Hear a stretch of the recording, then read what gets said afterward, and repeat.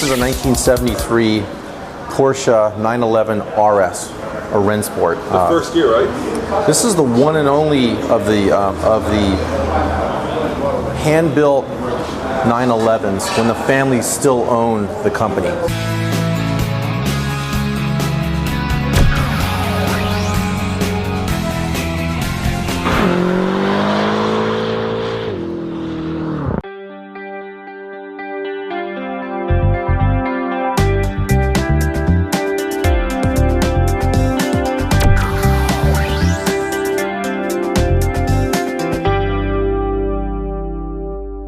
In 1974, that all changed. So this is the car.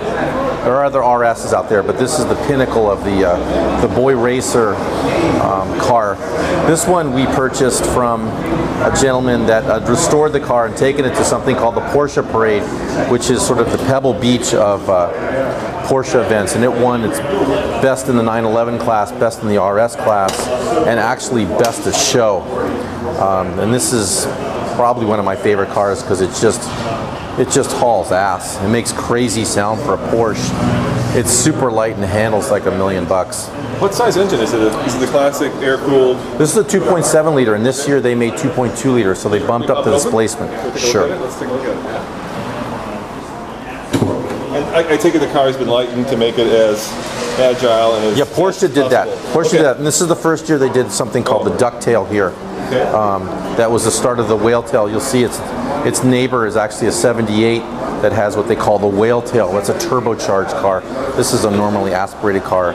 Now those turbos were notorious for having snap oversteer. Yeah, because of some turbo lag or what have you. Does this one have it as well? Is this more neutral in terms of? No, this is much more neutral. This is linear in its horsepower and its torque. What draws you to Porsches? What is it about the cars that you like so much? You know, it's funny. If you ask me if I'm a big Porsche guy, I'd probably say no. I think the designs are interesting, but they're not like the Italians. But there's a value for them. Right? There's a value that, you know, if you want to get a 911S, let's say in the 60s, you could probably buy one from 80,000 to, let's say, 200,000.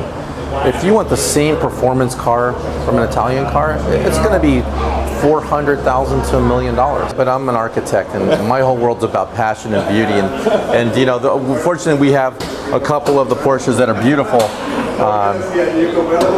But I'd rather have more beautiful cars that are objects, like the '63 split window behind you.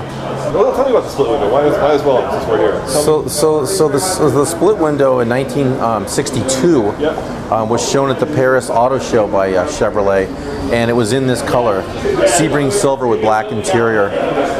It's probably my favorite U.S. car ever designed. It's just stunning. It's beautiful. It's elegant, and it has these incredible crisp lines that are timeless. I mean, this car looks smoking today like it did in 1962, 63. It drives great. It's a fuel car, so it's a high-performance engine. There you go. Got it. Congratulations. Cool. So this is like the minor mechanic in me. Sweet. Look at that air filter. Oh my God. So that's the induction that goes into the fuel system here. So this air filter. Yeah, they had incredible problems apparently with these fuel injections. So people would tear them off and put carburetors on it, and they also had a problem with the piece in the back here. So people couldn't see out the back. I'm not sure why they cared, but they couldn't see out the back. So therefore, they came and they just cut this. In '64, they removed this.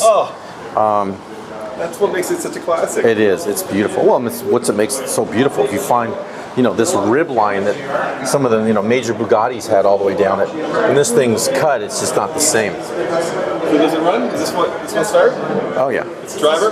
They all start. I drive every one of them. I've got a board that has a list of whenever each car has been driven to make sure that I drive. I try to drive at least 2 or 3 every week. It's important. Thank you very much. Thank you. Sharing your collection Pleasure. with us. Thank you.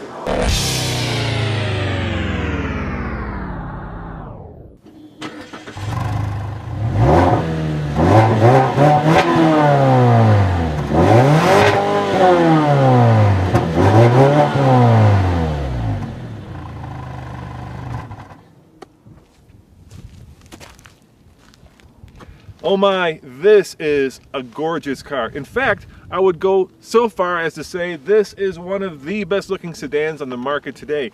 And if you recall, last time Nathan had it, he swooned like a little schoolgirl when he reviewed it. But he didn't go 0 to 60, so guess what's coming up next? That's right, the brand new Mazda 6 0 to 60 on the Fast Lane car.